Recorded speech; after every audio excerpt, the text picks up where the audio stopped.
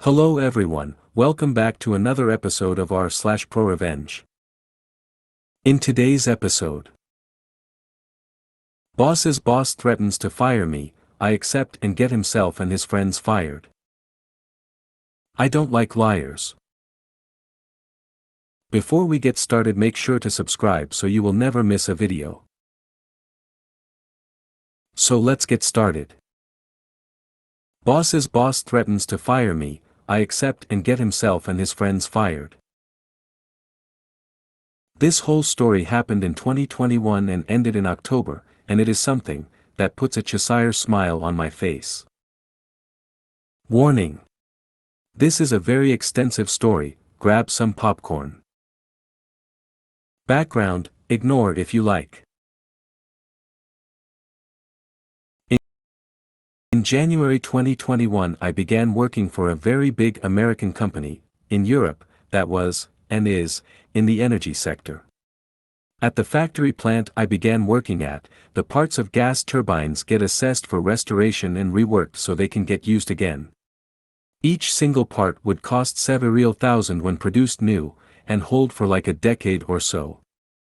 Reworking cost like 1/4 of that, and the part would be good for another 8 to 10 years, with more inspections of course for safety.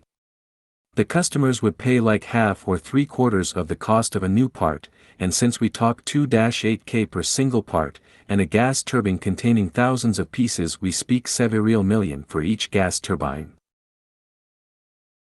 Customer would save a good chunk, and of course the company was sitting on a golden goose. Over the decades that meant that the facility where the stuff was reworked had an absolute uncontested income, without much of competition, since the parts were their own design and production, and a win-win for customer and company. Over time that led to the problem that competence, invention or even honesty were not needed by the management of the facility anymore. As long as the workers stick to the already developed and tested processes and did their job, money would keep flowing in regardless what the office did or did not. You can see where this is going. Setup, somewhat important. So I was hired there as part of quality control. Specifically, I was to operate an 3D computer-managed measuring machine. Gas turbines get, as you can imagine, pretty hot and spin fast. And a decade of heat combined with dynamic stress has the nasty habit to deform stuff. Can't have that for sure, so you have to measure the stuff really precisely so that the production knows what section of which piece needs reworking, or if a piece is too out of form to be used again at all. The operation of such a machine is not too complicated. Put the piece into bracket, clamp it down, load the correct model and start the program.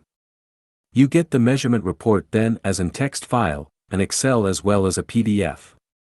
The pieces, usually rotary blades, nearly always came in sets, 24 to 216, depending on the size. When all are measured you compile all the reports the machine made, into one Excel with a somewhat complicated method. Wasn't hard, I learned all that in a week. That machine was immensely important for the facility, running in 2 to 3 shifts per day, 6 days per week. Like 80% of all pieces that went through the reworking process had to be measured at least twice. As nearly anyone with a technical background can guess, operating a machine and understanding what it is actually doing are two big different shoes. When I started there were only 3 guys that understood the machine properly, as well as a technician, Vladimir, who could actually fix codes, or reprogram a 3D model, if there was a problem. Vladimir however was the technician for the entire facility, very busy guy, and when he had to come over, his time would need to be paid by the department, something the bosses didn't encourage, so to say. Of the 3 guys who knew the machine, Antonio is important. He had been working there for a few centuries at least, knew every nook and cranny and, while being a simple worker, if sh*t went wrong, he was the guy you turned to. He had a bit of a short temper and a very blunt language, but he was honest, open and very fair. I myself am not the most social person, always held back, with a brutal honesty, and I take my professional, cold attitude a bit too serious, I guess. In general, if people share my principles of honesty, fairness, and taking responsibility serious, then we get along greatly, but with people that are less trustworthy, I basically turn to an ice block. Not perfect, I know, but hey, I don't work in retail for good reason. So thing is, despite some heated arguments, Antonio and me really got along swimmingly. What no one knew was that Antonio had, over the decades, collected such a backlog of days off, overtime and whatnot, that he could retire 2 years early, and he was 63. He had decided to groom me as his successor, and began teaching me every little detail about the measuring machine, how to fix stuff, how to do proper maintenance, why it did certain stuff, and so on. He was a perfectionist, but so am I, so I really appreciated it.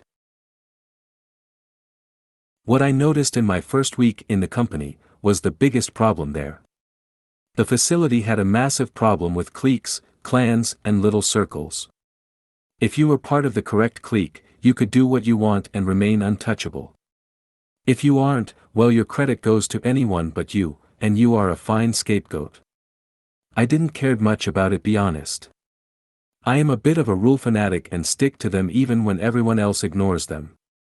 For me, this was a well-paying job, with a horrible commute, 1 3/4 hours in one direction, so I wanted to stay there for as long as I could, earn my money, and then just take the next job. There was a fourth Jaius who was operating the machine. I don't remember his name, so let's call him Igor. Igor was part of the same clique as my boss, Manuel, my boss's boss, Freddy, and of course his own boss, Boris, who was also his brother. He was working the measuring machine, simple because it was the most comfortable job he could perform. He was usually doing the night shift, as those paid extra. He occasionally took the late shift, while I always took the early one, was the least popular, due to start at 6 a.m., but I liked going home at 3 p.m. Igor was well as light bulb. He was like a wet match in a dark basement somewhere in a black hole. I might be a bit too harsh with him now, but that was all I ever got to see from him. He was also pretty lazy, rude, and arrogant. After all, he had an untouchable status due to his brother's best friend being boss of the editor assessment department. The actual story, long build up, I know. A good 6 months after I started, there was the first incident with the measuring machine. We received the material in pallets, and it was the firm rule that the rotary blades had to be sorted in numerically order. Each had a serial number and a set number. Stuff went a ton faster and easier if all was sorted clean 1 to 82, or whatever the set went up to. Occasionally an order, which were usually 2 to 4 pallets, would arrive unsorted at the measuring machine, then we had to sort them. Since we had to lift the blades out one by one anyway to measure them, it was not that big of a deal, just a tad bit annoying. Igor never finished a set if he could help it, leaving just 1 or 2 blades left for measuring, and even when he had to finish a set and start a new one, he would never compile the reports into one Excel. I am pretty sure he didn't even know how that worked. One morning I came to work, and like so often there was just 3 blades left to measure. I shrugged without care and wanted to just finish the order and start the next. Problem was, the pallets were a complete mess, completely unsorted, despite them being measured. Igor had worked the late shift the day before, and would also work the late shift that day, so I would actually get to see him for a few minutes when I handed my shift over. This of course meant that I would have to sort all of the pallets, while also operating the machine with the next order. As to avoid a delay, the machine was a bit of a bottleneck in the facility. Usually this is a chill post. The blades are never heavier than 22 kg, 48 pound, and you had like 6 to 14 minutes between the measurement cycles to lift them out, and exchange them with the last measured blade. Sorting the last order took me 2 hours of quite sweaty work while also operating the machine nearby, so I was somewhat annoyed. When Igor came in the afternoon, I asked him in a politely manner, why he had not sorted that one order. He replied in quite a rude tone, that he wouldn't do that. I was a bit baffled and asked, if he didn't knew, that it was mandatory to do that. He simply replied, in a pretty rude tone again, that he wouldn't speak about that. Outright refusing to speak about a problem? What the hell? I told him, that if he didn't want to speak about it, I would have to speak about it with my boss. He just smiled in smug fashion and told me to do that. Well, I did just that. Asked my boss about it, in the fashion of, hey, either we were supposed to sort that stuff, or did we change that? This led to a four-way talk with my boss, Igor, as well as Boris. Boris was not happy at all, and my boss was rather embarrassed, because it was all clear, that I was correct, but neither of them wanted to admit that their friend had done anything wrong.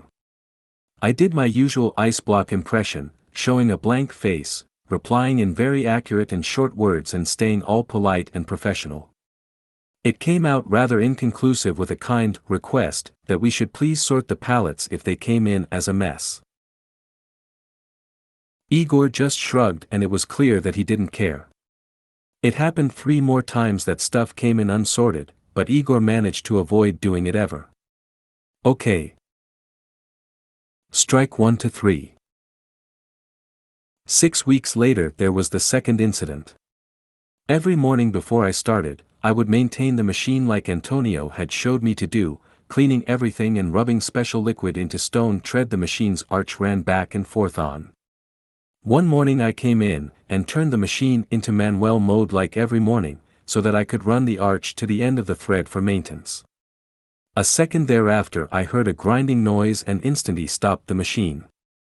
The arch was a air cushion based runner, kinda like a hovercraft as where the bottom of the arch would always remain a tiny bit above the surface to ensure minimum vibration. So a grinding sound is really bad.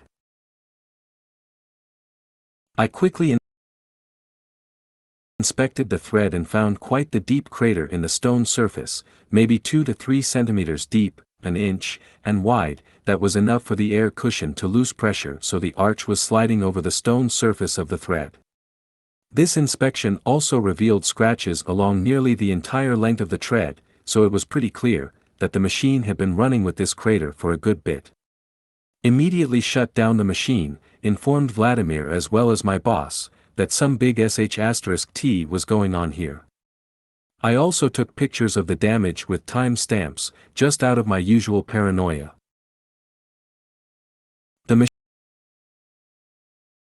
machine was put out of commission, as the arch had taken damage, the entire stone tread had to be reworked and the machine needed recalibration. It was out for over a month due to that crater. That crater BTW looked exactly like the bottom corner of one of the blade, as if one had been dropped onto the stone tread, and the previous shift before me had drumrolls /Igor. Of course he denied that he had done anything wrong, and he could also not recall seeing any scratches or hear any grinding noise during his shift. He tried to blame it on me, but I had reported the stuff like 5 minutes in my shift, with the last blade Igor had measured still in the machine. Again it was clear to all who had fk'd up, but again not even a harsh word to him. While the machine was getting fixed and reworked, we were put to different work. I got into the pre-assessment team, where the pieces get their first evaluation. I made good friends there which would serve as my years later on. Strike 2 to 3. After the machine got fixed a good month later, we had collected a massive backlog, to the point that the other departments, who did the repair, were struggling to find something to do, that didn't needed measurements. The machine was supposed to work in 3 shifts, but Antonio had left for his 2-year vacation when the machine had been put out for repairs, and the other 2 colleagues, who knew how to run, and maintain, the machine, had left for better jobs. So it was only me and Igor by then, with me working quite some overtime for good pay. All *T aside, hourly wage was really proper.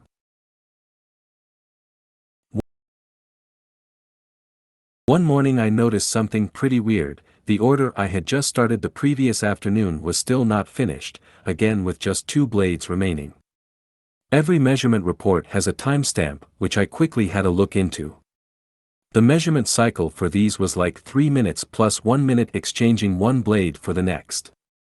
For some reason the measurement reports from Igor's shift had like 10 to 15 minutes gaps in between, some even half an hour. Igor was still around, as he had had the night shift. I knew he was a bit of a slacker, but these gaps were quite big, so I first thought there had been trouble with the machine. I asked him if he had had any trouble with the machine last night and he snapped at me, that all had been fine. I asked if he was sure and he in return inquired why I asked. I told him that there were quite some heavy gaps in between the measurement report, and that I couldn't find any error messages of sudden stops or such. Igor looked at those timestamps for a moment, back at me and just shrugged before he went home. That would have been the end of it, if it wouldn't have been even stranger the next shift, Monday. I had, for once, not worked on Saturday, so Igor had 3 shifts in since I had last clocked out. I came in as usual, did the maintenance and cleaning and wanted to check how far he had gotten. For orders had went through since my last shift, so I assumed that, as usual, I would have to compile the reports. But there were none. I was pretty confused, searching the orders numbers, checking the machine protocol and all. The measuring machine had been running over the weekend with no shutdown or restart visible in the log, but also no measurement reports at all. I called in Vladimir, as well 4 orders worth of reports missing is a big deal. According to rules, I also informed my boss that the machine was standstill due to technical issues. Both Vladimir and my boss came into the measuring room and we 3 searched for the problem. It took us a while to figure it out, simple to it being absolutely not expected. Someone had turned off the output of the machine, maybe to avoid the timestamps. This again caused quite some ruckus, as all 4 orders had to be measured again with reports, and production was really struggling now to have something to work on. Again, all clear who had FK'd up, and finally Freddy had enough, but not of Igor. The malicious complicants, finally XD. The afternoon of the same day, Freddy, the boss of the entire assessment department, came into my measuring room, nice expensive suit, tie, polished shoes, and went straight into my face. I was currently sitting in my chair, compiling the results of the remeasured first order, when he stood before me, giving me no room to get up. He looked down on me and snapped at me, that he was sick and tired of me bullying my coworkers. He handed me a letter, which were the signed papers of my contract's termination, signed by him of course. He informed me that I had exactly 2 options now. I could either promise to do better, apologize to my coworker Igor, and admit I was his fault. Or I would be fired immediately. Well, the good thing of being bullied and terrorized for most of your childhood is, you learn to keep a cool head under stress. So I reined in my first urge, to discuss with him or to tell him, that such was illegal. Instead I took the letter and read through it before nodding a few times. Due to my cold, professional attitude, I was known for often remaining silent, so he took my nods as my complicance.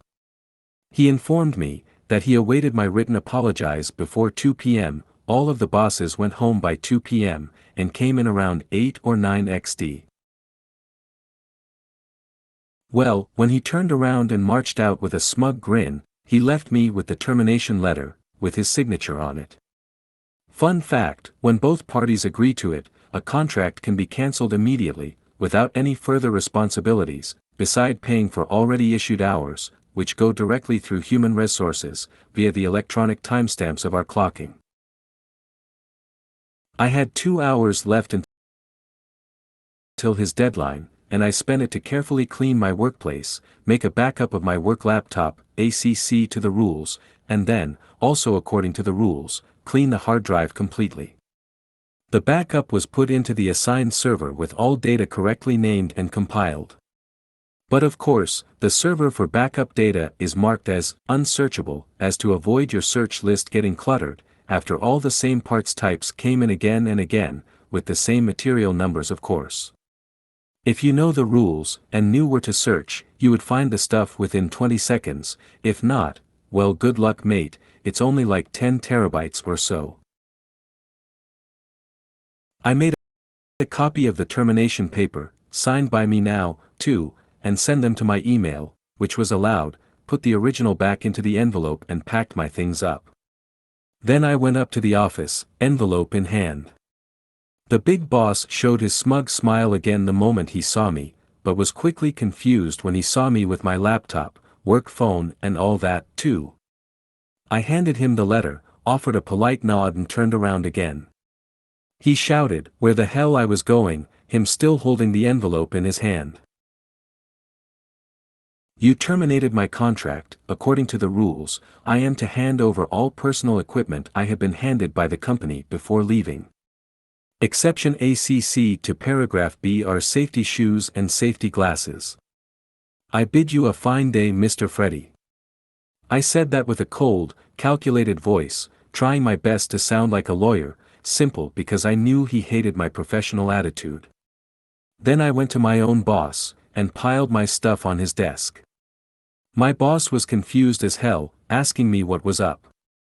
I briefly informed him that my contract was terminated and that once more quoted the rule.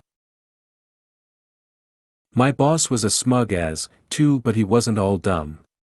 His eyes went big as he immediately realized that I was the only person he had left that actually knew how to maintain and properly operate the measuring machine. And that he had such a backlog already, that other departments, relying on the measurements, had started to enforce short-time work. He was first lost for words and then rushed into Freddy's office to see that termination letter. Meanwhile, I changed my clothes in the locker room, went to the gate and asked the security guards to please have a full inspection of my person and my backpack. This was likewise regulation for personnel that was terminated on short notice, and while the security guards were pretty baffled that I asked to be searched, they complied. They searched me fully and handed me a writ confirmation that I had nothing on me that belonged to the company. My now ex-boss tried to call me all the time on my way home, but I dislike having phone calls in public transport, so I simply muted them and continued reading my book until I got home. There, 4 p.m. by now, so well past his own time to go home XD, I finally answered his call. He tried to convince me that I needed this job and that all this could be sorted. My reply: I will have a new job within a week. You will need to take at least a month to train someone new on the machine, if you had anyone that could train a new person. I tell you what. Give me a solid contract with triple the pay and I come back. Oh, and I want a written apologize from Freddy, too, as well as my piece when working. He told me that I was completely unreasonable with such demands, again me, so to get this clear. 3 times I discover massive bullsh *T happening, 3 times you guys try to heap the blame on me and then you guys literally try to humiliate me and Freddy does actually fire me, and you want me to be reasonable. Well, guess it would be reasonable then to just ignore you then. Please be well. I hung up then and blocked his number, as well as any other number with which he would try to call me later on. The aftermath. As I had mentioned before, I still had ears in the company, so I have a good idea what followed. The facility suddenly had its most sensitive bottleneck tightened even further, and then clogged full of concrete soon after. No one maintained or cleaned the measuring machine anymore, and being a precision machine, it didn't took that lightly. Vladimir was soon called in multiple times a day to fix a problem, which in return built up a backlog for him in other places. Things I, or previously Antonio, had fixed within a minute now took hours, just for Vladimir to find time to come over and fix it, in a minute XD. He tried explaining stuff to Igor but yeah, didn't work well. Other departments ran completely dry of work, and of course they didn't want it to bear the blame for missed deadlines, so the whole issue was pretty quickly reported up the ladder, and with no one wanting to take the hit, it climbed higher and higher, before it was eventually got onto the desk of the national CEO of the company, the highest entity of the company this side of the Great Pond. Found that out via a friend in HR. Was followed was the arrival of the proverbial kill squad, you know, the modern equivalent to an executor, a bunch of guys in very tight suits, no sense of humor, cold eyes, and the strict command to find someone's head to put on a silver plate. As far as I heard, even a prosecutor from the USA was among them.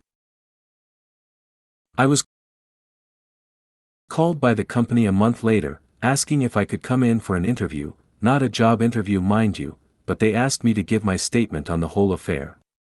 This wasn't a legal thing, and they had no way to force me to make a statement, as it was an internal investigation, but I still happily complied and even gave my signature that I told the truth. Gave them the entire story, as accurate as I could, and openly admitted what I didn't know or where I was only guessing.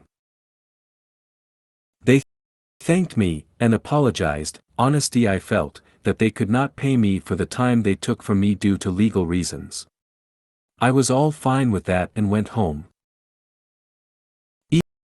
Igor got fired for careless negligence, his brother Boris likewise got the immediate boot in the ass. My boss went down under as well, he and Boris were fired for mismanagement. Their boss, however, Freddie, he got not only fired, but dragged in front of court, no idea how that went on, as he was dragged to the US.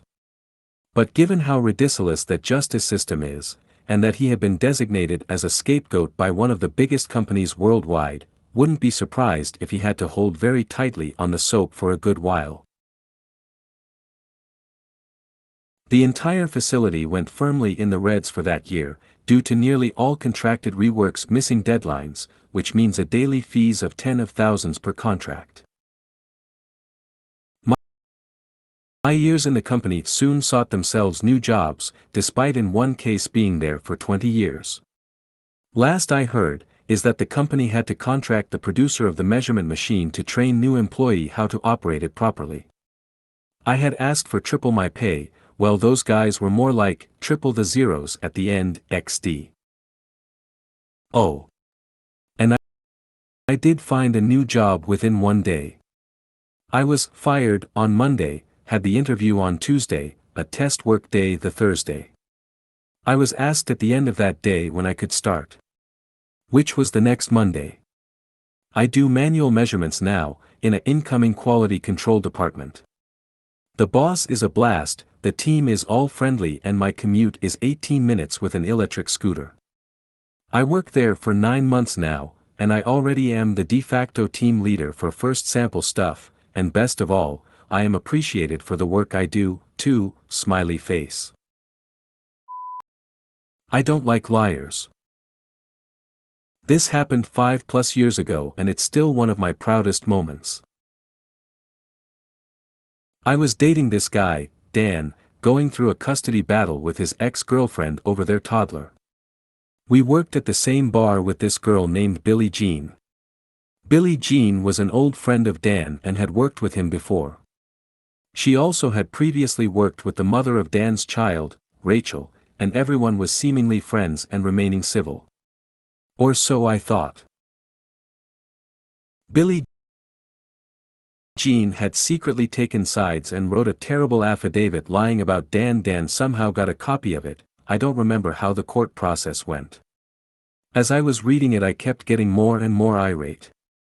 I hate liars, and one thing I really feel that crosses a boundary is using a child for leverage to hurt the other parent. Billie Jean was knowingly lying under oath and siding with Rachel to prevent Dan from parenting his kid, and he was by no means a bad dad. Well, Billie Jean had enemies. Enemies that I worked with and had easy access to contact. These enemies had sold Billie Jean a car that she wasn't paying them for. I didn't necessarily like the people who owned the car, but the enemy of my enemy is my friend. I called them up and told them I came in peace. I asked if they had Billie Jean's address to get back their car. They did not. I passed off Billie Jean's info and waited for her to call me. Now I was one of two people who could have ratted out the location of the car, and when Billie Jean called me to tell me her car got repoed, she said, she had no idea who could have done it. It would have either been me, or her ex Robbie. I tell her casually, I don't think it was Robbie, and I swear up and down she responded with, well, who would have done it then? I held back laughter and finished the conversation with half-assed, oh I don't know, that's so weird, type comments until she hung up. Dan was next to me in the car snickering. Dan won shared custody of his child and Billie Jean lost her bar job because she didn't have transportation to work an hour away. To this day I wonder if she ever pieced together that it was me. I don't like liars. If you made it to the end of the video, thanks for watching. Don't forget to like, subscribe and share, and we will see you in the next video.